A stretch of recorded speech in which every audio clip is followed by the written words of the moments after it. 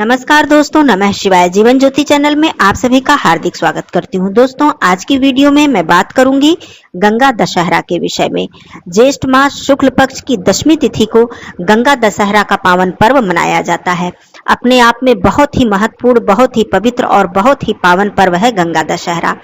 माँ गंगा जी का ध्यान, माँ गंगा जी का स्मरण, माँ गंगा जी में स्नान करना, इस दिन दान करना, जप, पूजन आदि सब कुछ अनंत पुण्य को देने वाला बताया गया है। दोस्तों, माँ गंगा जी को पतित पावनी कहा गया है, मोक्षदायिनी कहा गया है और शास्त्रों में माँ गंगा जी का इतना अधिक महत्व बताया गया है कि स्नान करना तो दूर की बात, माँ गंगा जी का स्मरण मात्र कर लेने से, माँ गंगा जी का दर्शन मात्र कर लेने से, माँ गंगा जी का स्पर्श मात्र कर लेने से व्यक्ति तर जाता है। जन्म जन्म के पापों से उसे मुक्ति मिल जाती है। आइए जानते हैं कि 2024 में गंगा दशहरा का यह पवित्र पर्व कब मनाया जाएगा, कौन कौन से मुख्य कार्य आपको कर लेने हैं।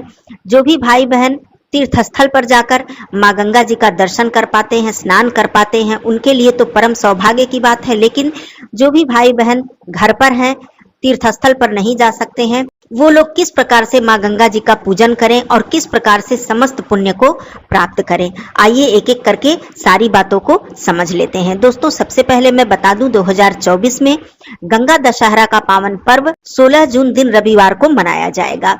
इस दिन सुबह सवेरे आपको उठकर ब्रह्म मुहूर्त में उठकर स्नान करना चाहिए। जो भी लोग तीर्थ स्थल पर हैं, माँ गंगा जी के तट के किनारे हैं, उनके लिए तो बहुत अच्छी बात है। लेकिन जो लोग घर पर हैं, उन्हें पानी में गंगा जल डालकर हर हर गंगे बोलकर, माँ गंगा मैया की जय बोलकर, इस तरह से बोलकर स्नान कर लेना चाहिए। ये सबसे पहला कार्य है। उसके बाद माँ गंगा जी का पूजन आप किस प्रकार करें।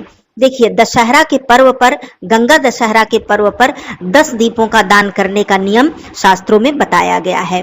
आप यदि गंगा नदी के तट पर नहीं हैं तो अपने घर पर ही, हम सभी के घरों में गंगा जल तो अवश्य ही होता है और होना भी चाहिए। और प्रतिदिन हमें अपने पूजा स्थल पर माँ गंगा जी की पूजा अवश्य करनी चाहिए। किसी पात्र में माँ गंगा जी को विराजित करना चाहिए और प्रतिदिन हमें माँ गंगा जी का दर्शन करना चाहिए, उनका पूजन करना चाहिए।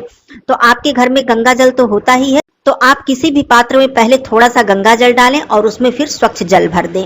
उसके बाद वहीं पर माँ गंगा जी का ध्यान करते हुए, उनका स्मरण करते हुए उन्हें सबसे पहले प्रणाम करें और उनका पूजन करें। पुष्प द्वारा, अक्षत के द्वारा, धूप दीप के द्वारा उनका पूजन करें और वहीं पर आप 10 दीपों का दान, माँ गंगा जी को प्रणाम करते हुए, स्मरण करते हुए आप 10 दीपों का दान कर दें। इस दिन गंगा नदी के तट पर यदि आप जाकर दान करते हैं, पूजन करते हैं, मंत्र का जप करते हैं, तो वह मंत्र सिद्ध हो जाता है।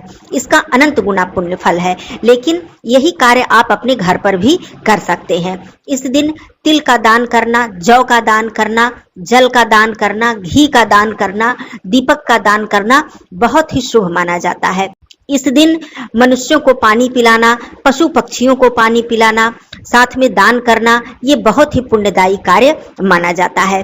तो ये कार्य आप सभी लोग कर लीजिएगा और अपने घर पर ही माता गंगा जी का स्मरण करके, उनका ध्यान करके समस्त पुण्य देने वाले कार्य को आप लोग अवश्य कीजिएगा। दूसरी चीज, सुबह सवेरे स्नान करने के बाद सबसे पहले अपने पूजा मंदिर और अपने घर में आप लोग गंगा जल का छिड़काव अवश्य ही कीजिएगा। इस दिन गंगा नदी में जाकर पितरों के निमित्त तर्पण करने का भी विशेष विधान बताया गया है। दोस्तों, इस दिन माता गंगा जी का ध्यान करने के साथ साथ, माता गंगा जी का पूजन करने के साथ साथ भगवान विष्णु जी का पूजन अवश्य करना चाहिए और साथ में देवाधिदेव महादेव जी का पूजन भी अवश्य करना चाहिए। क्योंकि माता गंगा जी भगवान विष्णु जी के चरणों से निकली हैं और भगवान शिव जी के जटाओं से होती हुई धरती पर अवतरण उनका हुआ है। तो इस दिन देवाधिदेव महादेव जी का पूजन आप लोग जरूर करें। शिव मंदिर में जाकर थोड़ा सा जल, गंगा जल में मिलाकर आप भगवान शिव जी का अभिषेक अवश्य करें। भगवान विष्णु जी के मंत्रों का जप करें, माँ लक्ष्मी जी की पूजा करें। यह चीज बहुत ही महत्वपूर्ण होती है इस दिन और अनंत गुना पुण्य फल को देने वाला बताया गया है। अब मैं बात करती हूँ कि जो भी हमारे भाई बहन गंगा जी में स्नान करने जाते हैं, कभी भी गंगा दशहरा पर या कभी भी, उन्हें कुछ बातों का ध्यान अवश्य देना चाहिए। नहीं तो पुण्य के स्थान पर वो कहीं ना कहीं पाप और दोष के भागीदार बन जाते हैं। सबसे पहले गंगा जी के तट पर जब आप जाएं तो दूर ही जूते चप्पल आप उतार दें। सबसे पहले माँ गंगा जी का दर्शन करके उनको प्रणाम करें। जूते चप्पल उतारने के बाद आप गंगा जी में प्रवेश करें और गंगा जी में डुबकी लगाकर स्नान करने का विशेष विधान बताया गया है। कभी भी गंगा जी में किसी पात्र से आपको स्नान नहीं करना चाहिए, जैसे कि लोटा, मग इत्यादि, जैसे हम घर पर स्नान करते हैं इस प्रकार से किसी पात्र के द्वारा हमें स्नान नहीं करना चाहिए। दूसरी चीज, कभी भी निर्वस्त्र होकर हमें अर्थात बिना वस्त्र के हमें गंगा जी में स्नान नहीं करना चाहिए। गंगा जी में अपने वस्त्रों को नहीं धोना चाहिए। गंगा जी में कुल्ला इत्यादि आपको बिल्कुल नहीं करना चाहिए। जब आप गंगा जी में स्नान करते हैं वहां पर आपको तेल, साबुन, शैम्पू इन सब चीजों का प्रयोग बिल्कुल भी नहीं करना चाहिए। दूसरी बात, आप गंगा जी में स्नान जब कर लेते हैं तो घर आकर फिर आपको स्नान दोबारा नहीं करना चाहिए। और यहाँ तक विधान बताया गया है कि गंगा जी में स्नान करने के बाद अपने शरीर को पोंछना नहीं चाहिए। आपका जो शरीर का पानी है उसी तरह सूखे और आपको उसी तरह से वस्त्र बदल लेने चाहिए।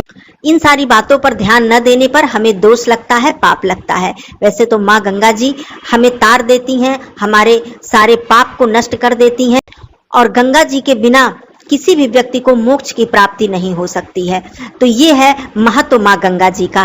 तो गंगा दशहरा पर आप चाहे तीर्थस्थल पर हो, चाहे गंगा नदी के तट पर हो, चाहे आप अपने घर पर हो, लेकिन ये सारे पुण्यदायी कार्य, दान, जप, पूजन, अर्चन, ये सारे कार्य करना आप बिल्कुल भी न भूलें। सुबह भी आप दीपदान करें और संध्या के समय भी आप माँ गंगा जी का स्मरण करके दीपदान करें। आपके घर के आसपास यदि कोई नदी, तट, सरोवर इत्यादि है तो वहां पर भी जाकर आप दीपदान अवश्य करें। शिव मंदिर में जाकर आप दीपदान अवश्य करें। भगवान श्री कृष्ण जी के मंदिर में या भगवान विष्णु जी के मंदिर में जाकर आप दीपदान अवश्य करें। नहीं तो अपने घर के पूजा मंदिर में ही आप दीपदान करें, माँ गंगा जी का स्मरण करें, उनका पूजन करें। और घर पर जो मैंने बताया कि जल में गंगा जल आप मिलाकर वहीं पर सारा पूजन, अर्चन, दान, जप, तप आप सब कुछ कर सकते हैं। बाद में उस गंगा जल को अर्थात उस जल को ले जाकर किसी स्वच्छ पौधे के में, गमले में या स्वच्छ स्थान पर आप डाल सकते हैं। भूल कर भी ऐसे स्थान पर न फेंकें जिससे कि वो जल जाकर किसी गंदे स्थान पर जाए या फिर आपका पैर वहां पर पड़े। इस तरह से ऐसे स्थान पर आपको उस जल को नहीं फेंकना है। तो इस तरह से आप अपने घर पर भी रहकर संपूर्ण कार्य कर सकते हैं और माँ गंगा जी का आशीर्वाद प्राप्त कर सकते हैं, पुण्य प्राप्त कर सकते हैं, मोक्ष की प्राप्ति कर सकते हैं। तो ये सारे कार्य थे गंगा दशहरा पर। आप सभी लोगों को गंगा दशहरा की हार्दिक शुभकामनाएं। फिर मिलती हूँ अगले वीडियो में, तब तक के लिए धन्यवाद। नमः शिवाय। हर हर महादेव।